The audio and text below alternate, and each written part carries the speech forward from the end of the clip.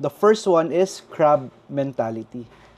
I don't know if you're familiar with this, no? Na yung mga people that we know would always think, alam mo ba yung mga Filipinos have this crab mentality? Or, when you go abroad, ito yung palagi kong naririnig. When you go abroad daw, the people that wag kayong maging close are your fellow Filipinos. Imagine, how hurtful is that? It's because bata pa tayo, we could already hear crab mentality. Filipinos have this crab mentality. Kaya, kahit ang bait-bait natin, there is still that envy in our heart. Ano ba yung envy? Inggit. Alam mo, that's one trait or one negative emotion that's stopping you from success.